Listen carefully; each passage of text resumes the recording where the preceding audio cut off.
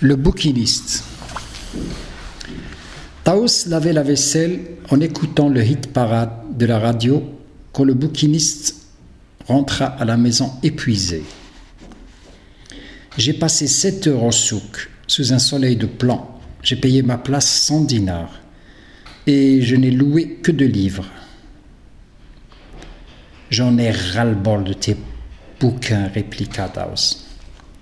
Nous n'avons pas le même hobby. Tu aimes la télé et moi je dévore les livres. Je n'ai jamais vu une personne qui lit dans les toilettes. Bien sûr, on ne montre pas de telles choses à la télé. Tes bouquins sont partout, dans la cuisine, dans les toilettes, dans le salon, la chambre. Tu nous as envahis avec tes livres. Le lendemain, le bouquiniste arriva à la maison, le panier plein de légumes et de fruits. La journée fut très bonne. Un groupe d'étudiants loua un bon lot de livres d'histoire pour 15 jours. Il frappa à la porte, personne ne répondit. Il sortit de sa poche la clé et pénétra. « Taos, my darling, où es-tu » ? Rien. Pas âme qui vive. Seul le courant d'air régnait dans les lieux. Il trouva un mot sur la table. « Choisis, tes bouquins ou moi. Les enfants vont là où va leur mère. » Signé Taos. Instinctivement, le bouquiniste forma le numéro de téléphone de sa belle famille. « Allô, est-ce que Taos est chez vous ?»« Oui, un instant, je vais l'appeler. »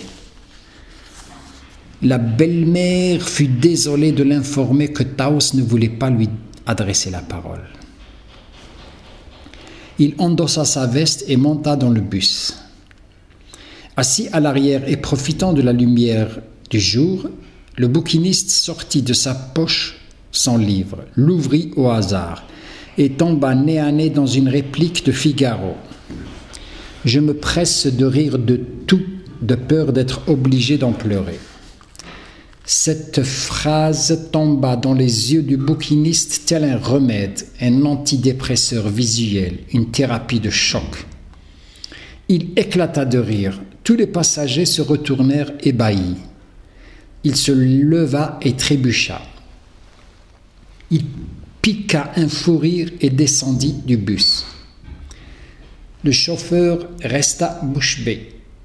Il lut la réplique à haute voix et rit tout son soul avant d'arriver chez ses beaux-parents.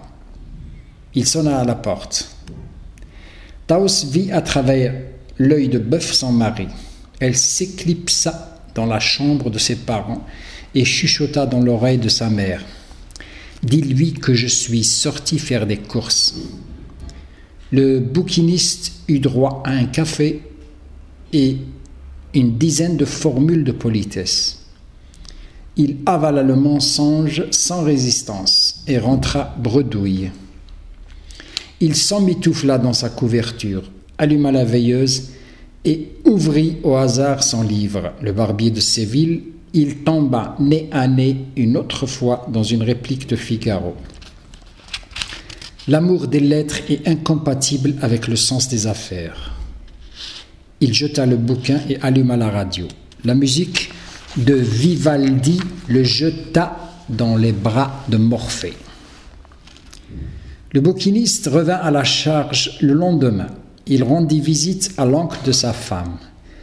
Peine perdue, on ne se mêle pas des affaires d'autrui. Puis soudain, eureka, seuls mes enfants pourraient m'aider, pensa le bouquiniste. Il se rendit à l'école, un ballon neuf et un chapeau dans son panier de dôme. La fille sauta de joie en voyant son père. Il l'embrassa et lui souffla à l'oreille. « Avec ce chapeau, tu seras plus belle que Cendrillon. Comment vont ton frère et ta mère ?» Mon frère m'a raconté l'histoire de l'intrépide soldat de plomb et ma mère est très triste ces jours-ci. Écoute, dis à ta mère que je l'appellerai à 18h. Insiste pour qu'elle m'écoute. Comme ça, tu rentreras à la maison. Et je te raconterai une très belle histoire de notre ami Anderson, intitulée « La petite poussette ». Donne ce ballon à ton frère. À 18h, le téléphone sonna chez la belle famille du bouquiniste. Allô, Taos? Allô, oui, écoute, il y a bien chez nous des livres que tu as lus maintes fois. Vends-les, donne-les, fais ce que bon te plaira et laisse-moi mon espace. Ok, c'est promis pour les bouquins que j'ai lus. Laisse tomber la colère, reviens à la maison, tu me manques. N'oublie pas que c'est pour les enfants que je reviens. Tu les as ensorcelés avec tes contes. À 18h30, tout est rentré dans l'ordre. Le bouquiniste rassembla une centaine de livres et demanda à sa femme la table de la cuisine. Il y déposa les livres et sortit le tout sur le trottoir. Il laissa un mot sur la table. « Servez-vous, c'est gratuit » et rentra à la maison. Taos alluma la radio. Le bouquiniste prépara le café de la réconciliation. Les moineaux chantaient sur la vigne et les enfants jouaient à cache-cache. La vie reprenait tous ses droits chez le bouquiniste. On parla de la scolarité des enfants en sirotant le café. Enfin, Taos demanda à son mari de sortir voir la table des bouquins. Le bouquiniste ouvrit la porte et s'écria « Mon Dieu, quelle vermine !»« Qu'y a-t-il » rétorqua Taos. « Ils n'ont pris aucun livre, ils ont volé la table. »